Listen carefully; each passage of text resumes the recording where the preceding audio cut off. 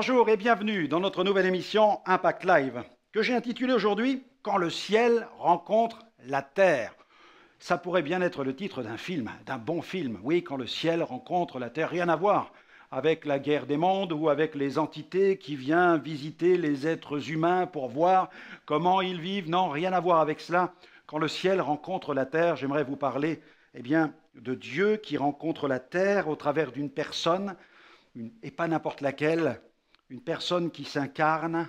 C'est la parole qui a créé l'univers, qui a pris forme humaine et qui est venue sur la terre avec de la chair et des os, qui a marché parmi les hommes, qui était accompagné de miracles, de l'onction du Saint-Esprit, comme Pierre le déclare dans un passage. Vous savez comment Dieu a oint du Saint-Esprit et de fort Jésus de Nazareth, qui allait de lieu en lieu faisant du bien et délivrant tous ceux qui étaient sous l'empire du diable, sous l'emprise du malin, car Dieu était avec lui. Et l'apôtre Jean nous laisse ces mots qui sont extraordinaires. Dans son évangile, au chapitre 1er, au commencement était la parole. La parole était avec Dieu. Regardez ça, la parole était Dieu. Elle était au commencement avec Dieu. Toutes choses ont été faites par elle, rien de ce qui était fait n'a été fait sans elle. En elle était la vie, et la vie était la lumière des hommes. La lumière, lui, dans les ténèbres, et les ténèbres ne l'ont point reçue. Le verset 9, cette lumière était la véritable lumière qui, en venant dans le monde, éclaire tout homme.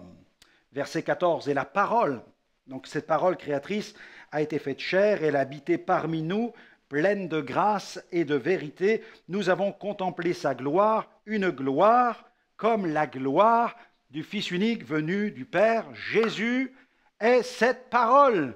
Jésus est cette parole qui est Dieu. Jésus est Dieu. Jésus est Dieu, il est Dieu le Fils. Il est le Fils de Dieu qui s'est manifesté sur la terre.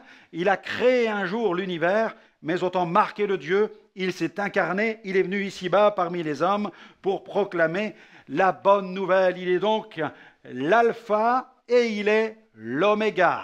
Allez, on marque tout de suite une pause, célébration avec Marilyn qui chante justement ce merveilleux chant Alpha et Oméga. On se retrouve tout de suite.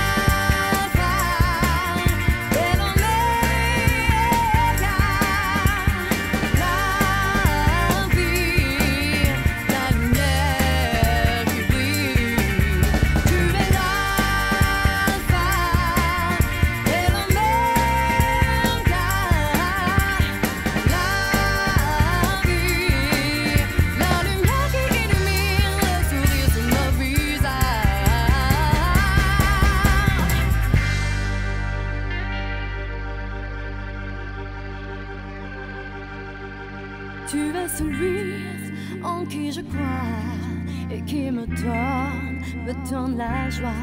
Tu es celui en qui je crois. J'élève mes mains vers toi.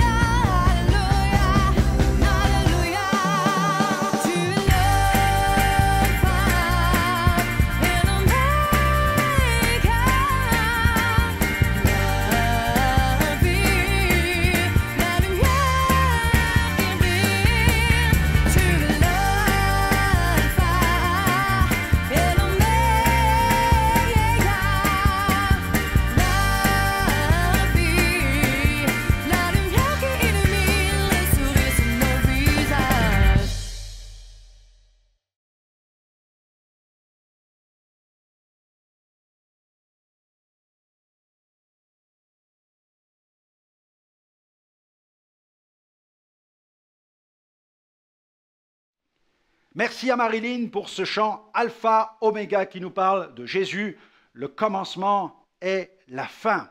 Oui, nous avons été créés par Jésus-Christ. Jésus a tout créé avec le Père, le Saint-Esprit et le Fils. Ils ont participé, ils ont orchestré l'œuvre de la création.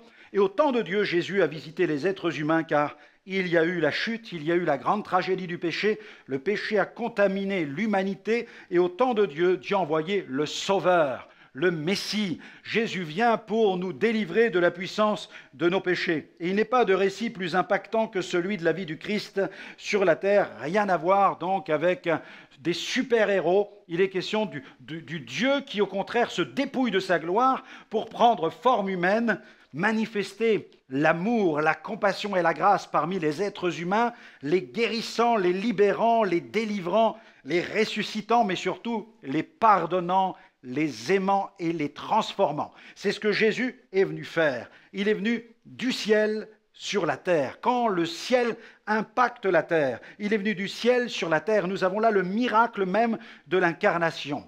Les anges ont proclamé la nouvelle aux bergers. On peut lire dans la parole de Dieu, « Aujourd'hui, dans la ville de David, il est né un sauveur qui est le Christ, le Seigneur. » Et comme nous l'avons lu dans l'évangile de Jean, au commencement était la parole était avec Dieu, la parole était Dieu. Le ciel vient sur la terre en la personne de Jésus. Et puis, de la terre à la croix, Jésus va exercer un ministère de puissance avec des guérisons, avec des miracles, mais malgré cela, nous l'avons lu, il n'a pas été reçu.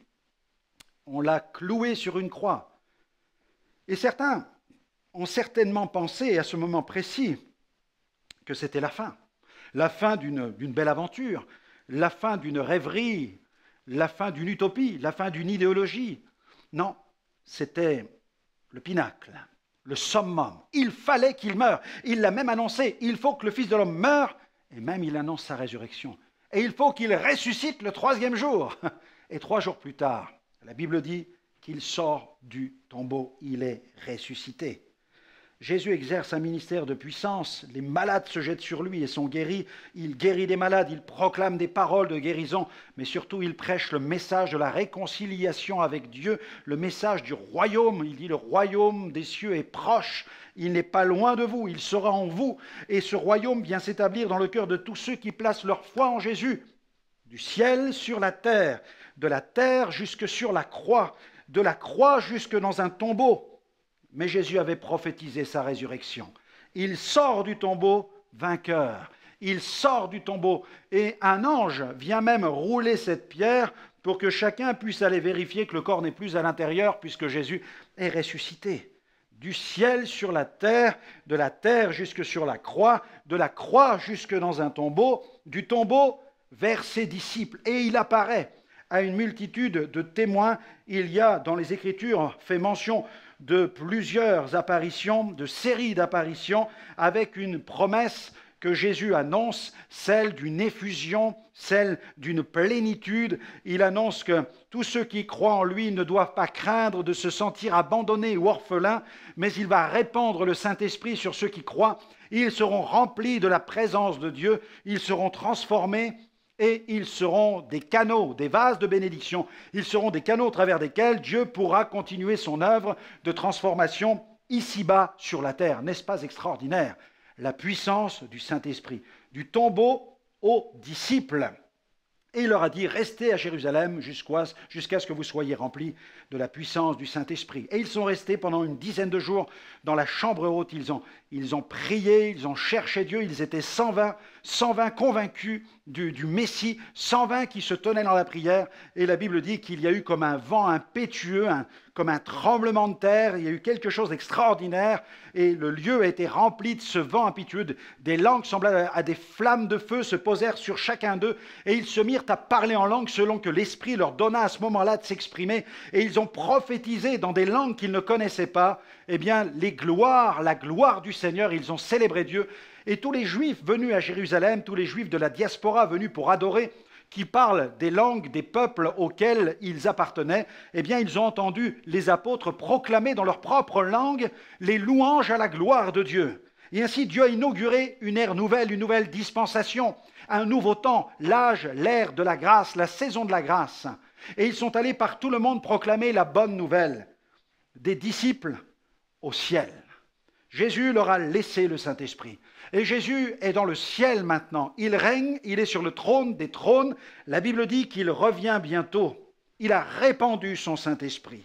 Et des millions sur la terre aujourd'hui sont touchés par la puissance de Dieu. Ils sont guéris physiquement. Les cœurs brisés sont consolés. Des miracles s'opèrent. Des œuvres extraordinaires se produisent. Les chaînes de drogue, d'alcoolisme sont brisées. Les chaînes de pornographie, et j'en passe. Jésus libère encore aujourd'hui. Les miracles sont encore pour aujourd'hui. Jésus n'a pas changé. La Bible dit qu'il est le même hier, aujourd'hui et éternellement. Et là où vous êtes, ce même Jésus peut rencontrer votre vie et le ciel peut impacter votre existence là où vous vous trouvez. Alors je vous invite à l'inviter. Invitez Jésus maintenant. Viens Seigneur, viens dans ma vie. Que ton ciel impacte ma vie. Je place ma confiance en toi. Tu es mort sur la croix. Tu es ressuscité. Tu as vaincu la mort, le péché et l'ennemi de mon âme. Tu peux briser mes chaînes et me libérer. Qu'au nom de Jésus, tu sois guéri. Qu'au nom de Jésus, tu sois délivré de tes chaînes. Qu'au nom de Jésus, tu sois rempli de la présence de Dieu. Que tu sois pardonné de toutes tes fautes et de tous tes péchés. C'est ma prière, c'est ma proclamation de foi. Que le Seigneur transforme complètement, radicalement ton existence pour que tu deviennes un véritable disciple. Alléluia! Que le Seigneur te bénisse. N'hésite pas à me retrouver dans de prochaines émissions pour continuer à découvrir la personne la plus extraordinaire que la terre ait portée, Jésus. Oui, quand le ciel impacte la terre. À très bientôt.